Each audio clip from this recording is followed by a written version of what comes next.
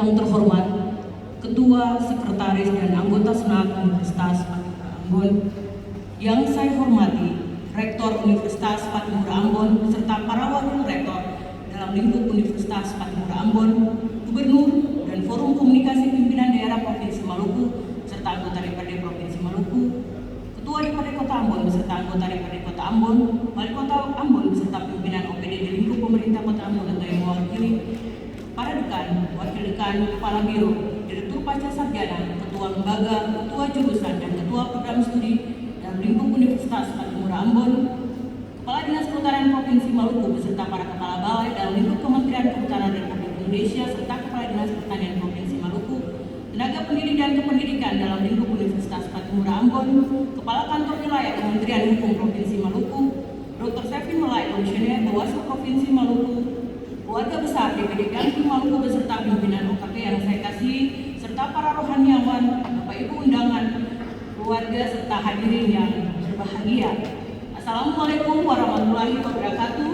Salam sejahtera bagi kita semua. Om Swastiastu, Namo Buddhaya, salam kebajikan. Hotu mese, ora et labora, salam lestari. Di tengah sukacita dan semarak suasana Natal bulan Desember, perkenankanlah saya untuk menaikkan puji dan syukur kepada Allah Bapa di sorga atas segala perkara baik yang Allah berikan kepada saya dan keluarga besar jurusan Kehutanan Fakultas Pertanian, sehingga di pagi ini saya bisa berdiri di podium terhormat ini dalam acara pengukuhan guru besar Universitas Patimura Ambon gelombang kedua tahun 2025. Hadirin yang saya hormati, perkenankanlah saya untuk menyampaikan orasi ilmiah saya dengan judul Transformasi Pengolahan Hutan Pulau-Pulau Kecil dari Monitoring Menuju Diagnosa Kesehatan Ekosistem Hutan secara komprehensif untuk pencapaian hutan yang lestari. Hadirin yang terhormat, tema yang saya angkat dalam orasi ilmiah di pagi ini menjadi sangat relevan bagi kita yang hidup di wilayah kepulauan, khususnya di Maluku, di mana hutan pada pulau-pulau kecil bukan hanya sebagai sumber daya alam, namun juga penyangga kehidupan, di mana kawasan hutan ini melindungi garis pantai dari abrasi, menjadi benteng alami dari badai, menyediakan air bersih, menopang sektor perikanan, dan menjadi fondasi ekonomi masyarakat pesisir. Namun, kita pun sadar kesehatan hutan di pulau-pulau kecil semakin terancam oleh tekanan ekologis dan tekanan antropogenik. Karena itu kita perlu melakukan sebuah lompatan paradigma dalam pengolahan hutan menuju hutan yang lestari. Hutan yang sehat memiliki ekosistem yang dinamis, tangguh, dan berfungsi secara baik. Namun hal ini bukan hanya tentang seberapa banyak pohon yang ada, namun lebih kepada berapa baik hutan tersebut mampu menjalankan perannya dalam menjaga keseimbangan alam dan mendukung ekosistem kehidupan. Konsep hutan yang sehat perlu diarahkan pada integritas sains dengan tradisional ecological knowledge, sistem One Island One Ecosystem Health Report, penggunaan indeks kesehatan berbasis pohon, serta penggunaan teknologi low cost untuk monitoring secara real time. Hadirin yang terhormat, konsep kesehatan ekosistem hutan yang lestari pada pulau-pulau kecil di Maluku merupakan konsep yang unik karena dipengaruhi oleh kondisi spasial yang terbatas, tekanan ekologi yang tinggi, dan keterkaitan erat antara hutan dan kehidupan masyarakat pesisir. Selama beberapa dekade, konsep hutan lestari atau sustainable forest sering dipahami melalui aspek ekonomi, ekologi, dan sosial secara umum. Namun dalam dasawarsa terakhir, perkembangan ilmu kehutanan modern menunjukkan bahwa kunci utama keberlanjutan justru terletak pada kondisi kesehatan hutan itu sendiri.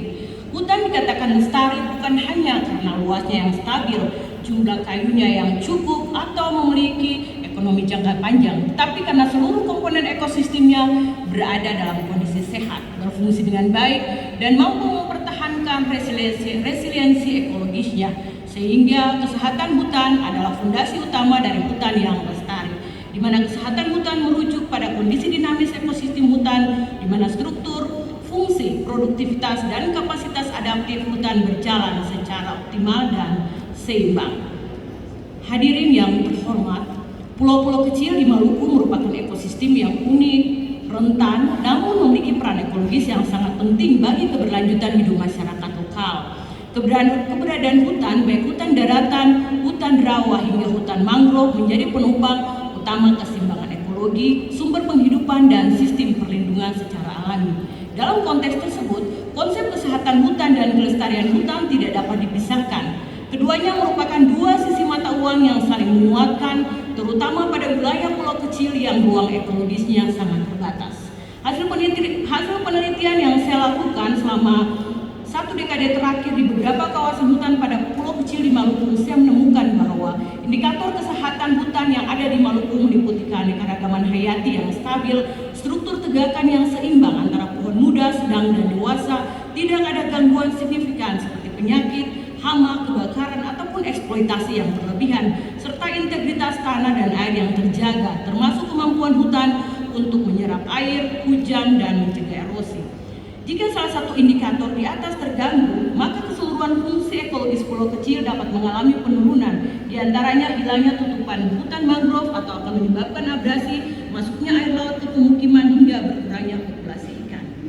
Pada pulau kecil di Maluku, prinsip ini sangat relevan karena keterbatasan ruang dan daya dukung alam, di mana hutan yang lestari mencakup pemanfaatan sumber daya secara bijak, seperti pengambilan kayu atau hasil buah kayu, perlindungan kawasan sensitif seperti hutan mangrove, hutan lindung, daerah tangkapan air, serta adanya keterlibatan masyarakat adat yang memiliki kearifan lokal seperti SASI dalam menjaga keseimbangan alam dan monitoring serta evaluasi berkelanjutan melalui pemetaan, inventarisasi, dan pengawasan partisipatif.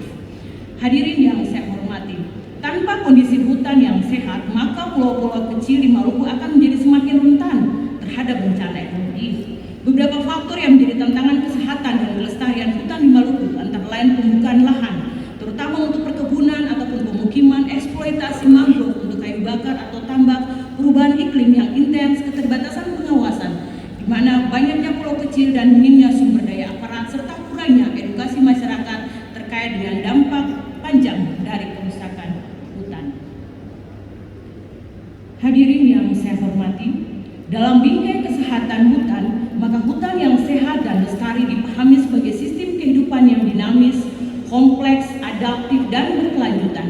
Dengan cara pandang ini, maka kebijakan, pengelolaan, serta penelitian tidak hanya berfokus pada produktivitas hutan semata, namun sudah waktunya mengarahkan fokus dan penentu arah kebijakan pembangunan di Maluku, baik yang digaungkan oleh dunia perguruan tinggi maupun pemerintah Kabupaten Kota Semaluku, yakni pada paradigma kesehatan hutan dan vitalitas ekosistem hutan jangka panjang.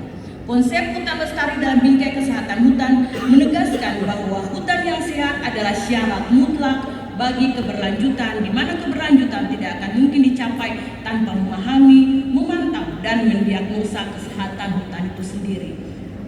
Dalam pandangan saya, selama ini pengelolaan hutan lebih banyak bertumpu pada monitoring secara konvensional dengan menghitung luas tutupan lahan, mencatat jumlah pohon, atau memetakan area hutan yang rusak. Tentu ini penting, namun kita membutuhkan pendekatan yang lebih dalam, lebih presisi, dan lebih bersifat early warning system, sehingga disinilah upaya diagnosa kesehatan hutan ekosistem mencari kunci. Diagnosa kesehatan ekosistem tidak hanya menilai kondisi fisik, tetapi juga menilai fungsi ekologis hutan, memahami tingkat stres ekosistem, mengukur resiliensi terhadap perubahan iklim, mendeteksi kerusakan sejak dini, memetakan ancaman nyata maupun potensial, serta merumuskan tindakan pemulihan yang tepat sasaran. Hadirin yang saya hormati, selama beberapa dekade, pengelolaan hutan di Indonesia identik dengan monitoring konvensional, kegiatan pencatatan hutan, pendataan jenis, serta pengamatan umum terhadap kondisi fisik ekosistem. Monitoring tersebut tentu memberikan gambaran makro, namun tidak cukup untuk menggambarkan tingkat kesehatan ekosistem hutan secara utuh. Dalam perkembangan ilmu kehutanan dan ekologi, kita memahami bahwa ekosistem hutan adalah entitas kompleks yang dapat mengalami stres ekologi, degradasi fungsi, dan penurunan resiliensi tanpa selalu terlihat pada indikator permukaan. Oleh karena itu diperlukan transformasi kesehatan ekosistem hutan dengan sistem diagnosa kesehatan ekosistem hutan.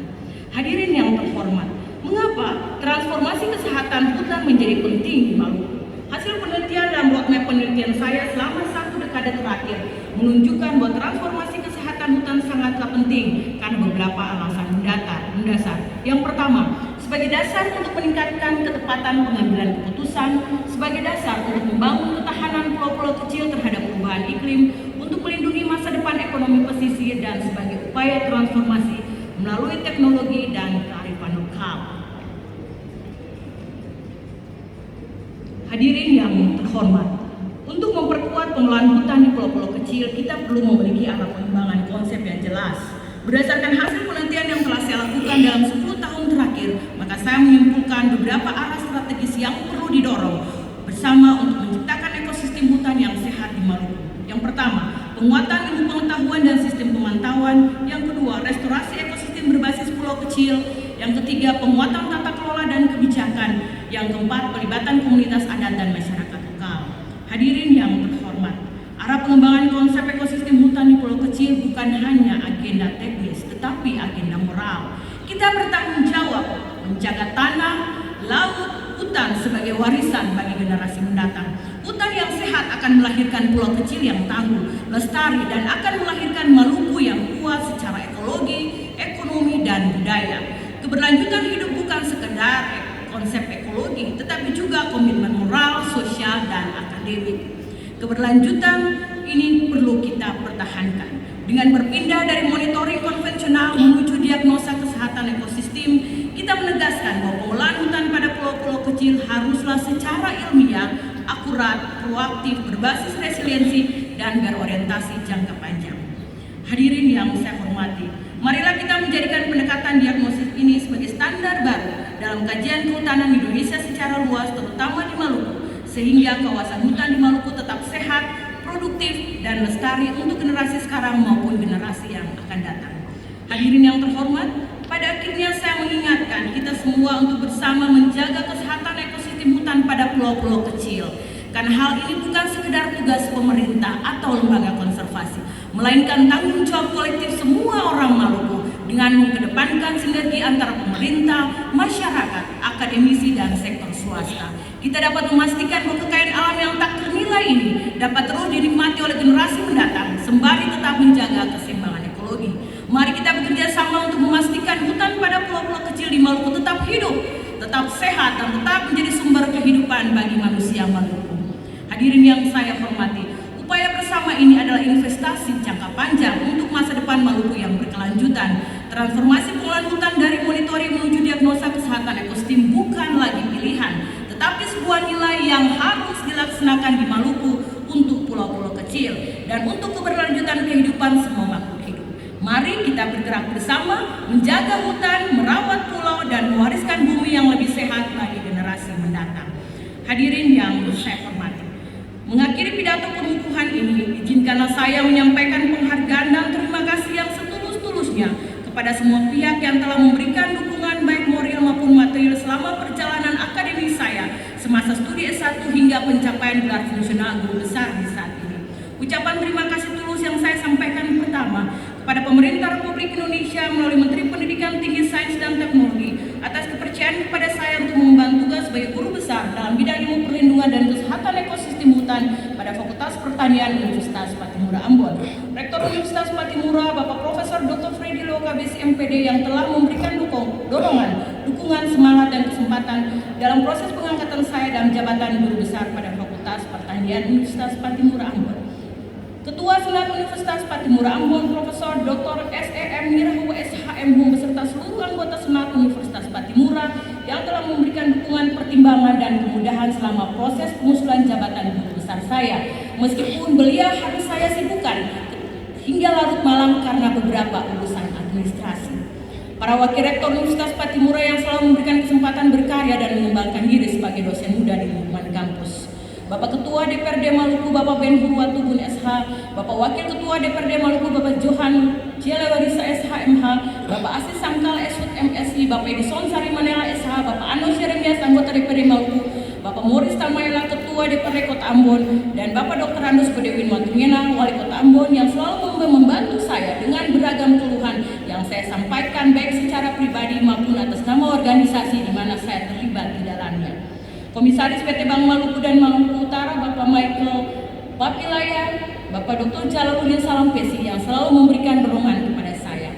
Direktur Sumber Daya, Ibu Sri Suning Kusumawardani yang telah memberikan dukungan penuh kepada saya dalam proses pengusulan guru besar, serta para asesor penilai usulan guru besar Kementerian Pendidikan Tinggi Sains dan Teknologi yang telah memberikan penilaian terbaik terhadap semua berkas usulan guru besar saya. tim integritas Universitas Patimura yang telah memberikan penilaian dan dukungan penuh terhadap semua berkas usulan guru besar saya hingga pencapaian keberhasilan saya di hari ini. Dekan Fakultas Pertanian Universitas Patimura, Profesor Dr. Insinyur A.E. Patiselano MSI, beserta para wakil dekan, seluruh pimpinan jurusan dan program studi di lingkup Fakultas Pertanian yang selalu memberikan kesempatan dan dukungan terhadap proses-proses akademik saya di Fakultas Pertanian. Mantan Dekan Fakultas Pertanian Universitas Patimura Ambon, Profesor Dr. Insinyur J.M. Matinahoru yang selalu memberikan kesempatan kepada saya untuk mengembangkan potensi untuk sebuah kemajuan diri, meskipun segelintir orang yang tidak berpihak kepada saya. Profesor Dr. M.D. Sapteno yang selalu bertanya kepada saya kapan melakukan pengusulan guru besar, hari ini telah terjawab sudah. Dr. Stephen Melay, Komisioner Bawaslu Provinsi Maluku yang selalu menjadi teman cerita dan saling mendorong untuk sebuah keberhasilan. Dr. Sherly Lewerisa, Sekretaris Lembaga Penelitian dan Pengabdian Universitas Patimura Ambon, teman kos saya ketika pertama kali saya menginjakkan kaki saya di Yogyakarta untuk studi lanjut S2 saya. Keluarga Profesor Dr. Ishak Haweno SPD MPD dan keluarga yang selalu membantu kami dalam segala keluh kesah, kiranya Tuhan Yesus memberkati segala kebaikan hati keluarga semua. Keluarga Profesor Dr. Teddy Leasiwal SEMC dan keluarga yang selalu membantu kami dikala kami mengalami kesulitan, kiranya Tuhan memberkati segala kebaikan hati keluarga semua.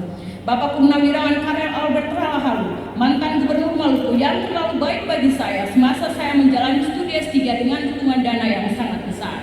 Kepala Biro Umum dan Keuangan Bapak Franky Purnoy SEMM, Ibu Dian Ranian Eskom, MCS, Bapak Andre Dangungun, dan seluruh tenaga kependidikan di bagian kepegawaian dan Akademik Universitas Patimura serta Fakultas Pertanian yang dengan setia membantu proses-proses kenaikan pangkat saya sejak saya masih berada pada jabatan asisten ahli hingga fungsional guru besar di hari ini. Pimpinan jurusan kehutanan dan program studi kehutanan serta seluruh staf dosen yang selalu menjadi teman yang setia dan kolega menyusuri rimba tridharma yang tak pernah henti. Kepala Dinas Kehutanan Provinsi Maluku, Kepala KPH Kota Ambon beserta para kepala balai yang berada di bawah lingkup Kementerian Kehutanan Republik Indonesia. Dosen pembimbing skripsi 1 saya, Insinyur A. Atul Muri MS almarhum, yang tidak pernah menyulitkan saya pada saat pembimbingan dan bahkan memberikan kesempatan kepada saya sejak semester 7 untuk menjadi asistennya yang akhirnya mengantarkan saya pada predikat sebagai seorang dosen pada tahun 2002 silam. Profesor Dr. Peter Kakisina, Warek 24 yang menjadi penguji eksternal ujian disertasi saya, yang sudah sangat baik mentraktir teman-teman saya ketika ujian tertutup saya selesai. Dosen pembimbing skripsi 2 saya, Insinyur Heli Tanah Saleh, yang selalu setia dan sabar membaca tulisan tangan saya yang sulit terbaca ketika saya menyodorkan draft skripsi saya pada tahun 2001 silam. Dosen pembimbing tesis dan promotor disertasi saya pada Fakultas Kehutanan UGM, Profesor Dr. Insinyur Sumardi MS almarhum, yang selalu memanggil saya dengan panggilan Franz, tidak akan pernah saya lupakan kesabaran dan ketelatenannya dalam membimbing saya. Dosen pembimbing tesis dan promotor saya disertasi pada Fakultas Kehutanan UGM, Dr. Insinyur Musyafa, yang selalu tersenyum puas dengan ide-ide penulisan yang saya tuangkan dalam tiap lembaran tesis maupun disertasi saya. Dosen pembimbing eksternal disertasi dalam program Sandwich Kementerian Pendidikan dan Kebudayaan pada Zoology Faculty University of Western Australia, Mr. Raphael dan John Mayer, yang selalu sabar dan memahami ketika saya kesulitan menemukan kosakata bahasa Inggris yang tepat untuk menjelaskan tentang kehidupan semut yang menjadi objek penelitian disertasi saya. Rekan-rekan pengasuh dan anak asuhan saya pada sekolah minggu Jemaat Paso Anugerah dan sektor Bethlehem yang selalu mendukung saya dalam beragam kesempatan kebaktian yang dilaksanakan dalam lingkup sekolah minggu. Kurang lebih 29 tahun saya melayani sebagai pengasuh sekolah minggu Gereja Protestan Maluku. Senior member dan keluarga besar GMKI Cabang Ambon, khususnya Komisariat Eksata 1, tempat saya belajar dan menimba pengalaman berorganisasi selama menjalani hari-hari sebagai mahasiswa S1 Fakultas Pertanian Unpad hingga saat ini. Ketua Umum DPP Gamki Sahat MP Sinurat yang telah memberikan banyak kesempatan bagi saya dalam kapasitas saya selaku Sekretaris DPD Gamki Maluku untuk pengembangan diri serta potensi yang dimiliki. Ketua DPD Gamki Maluku, Dr. Samuel Patraditya SPD MPD, yang telah menjadi teman sekerja dalam bergamki serta kolega yang terbaik dalam setiap kesempatan. Korwil DPP Gamki wilayah Maluku dan Maluku Utara, serta serta seluruh fungsionaris DPD dan DPC Gamkis Maluku yang saya banggakan, serta seluruh pimpinan UKP di Maluku yang selalu menjadi teman diskusi yang menarik dalam beragam kesempatan. Ketua Majelis Jemaat GPM Paso Anura pada masanya Ibu Pendeta Ona Birahi, Bapak Pendeta Hapatinama, Bapak Pendeta Neles Rajawani yang selalu setia melayani kebutuhan pelayanan dalam keluarga kami. Bapak Pendeta Anton Sobakua Jemaat Paso Anugerah yang secara intens mendampingi saya dan keluarga ketika kami mengalami hari-hari kelam, mendampingi kami dalam doa dan pergumulan yang luar biasa dari awal berproses sampai surat keputusan guru besar diterbitkan dan saya boleh berdiri di tempat ini. Pendeta J.I. Halau, Pendeta Yopi Pelupesi, Pendeta Ari Metimu yang terus mendoakan saya dan keluarga dalam pergumulan hingga terbitnya surat keputusan guru besar saya sampai hari ini. Ketua Umum Relawan Jurnal Indonesia Pusat serta jajaran pengurus pusat dan Dewan Pengawas Relawan Jurnal Indonesia tetap setia membantu segala kebutuhan terkait artikel saya hingga penerbitannya. Bapak Bupati Kabupaten Kepulauan Tanimbar, Bupati Maluku Barataya, Bupati Maluku Tenggara, serta Bupati Kabupaten Seram bagian Barat yang selalu memberikan dukungan dalam beragam kesempatan perjalanan karir saya.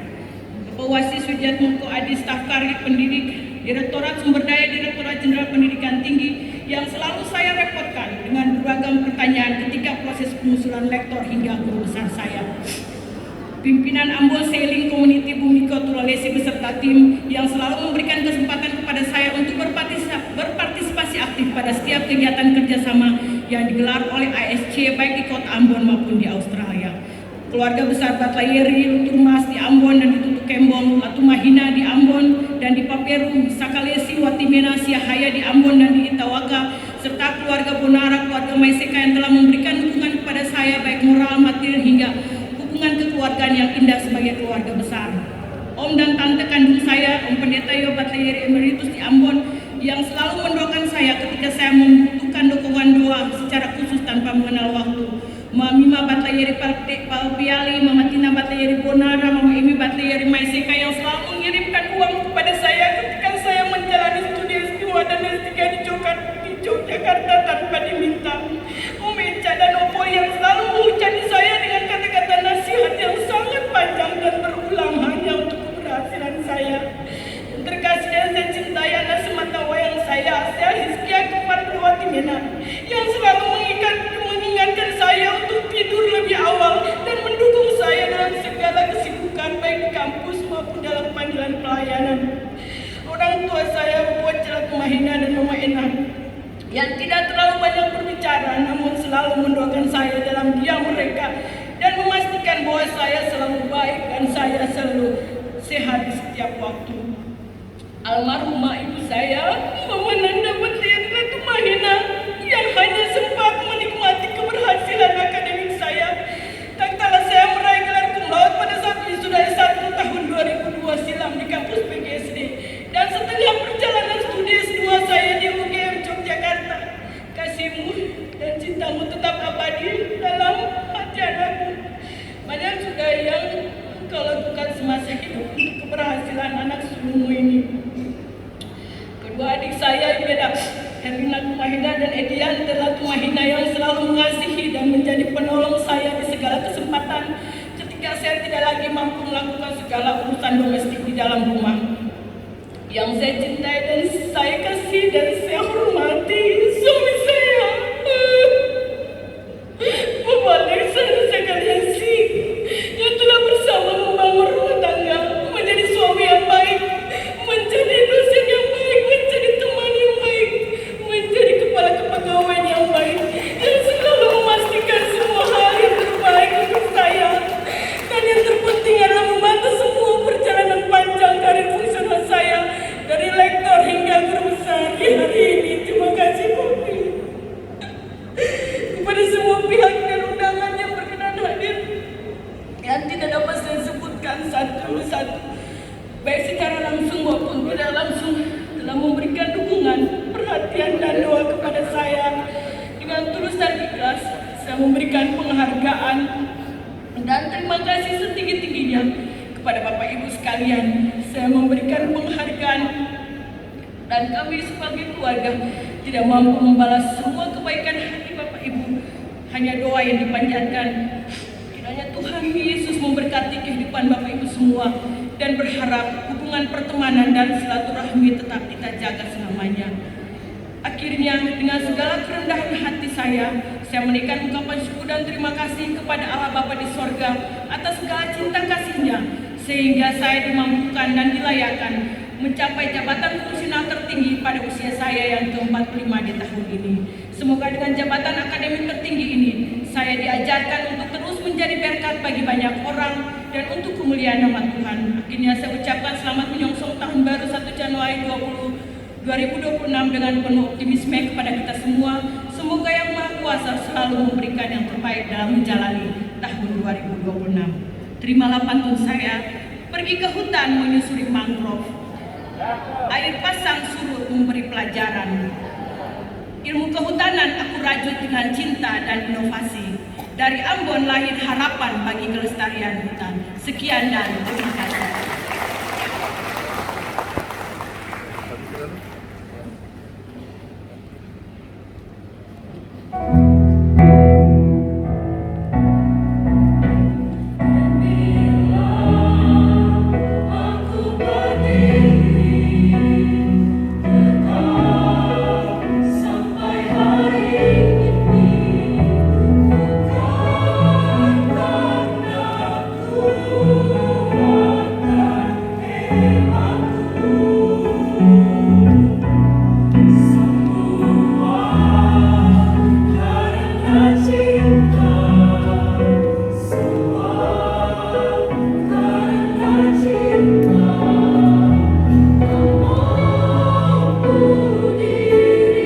Diriku, nama diriku.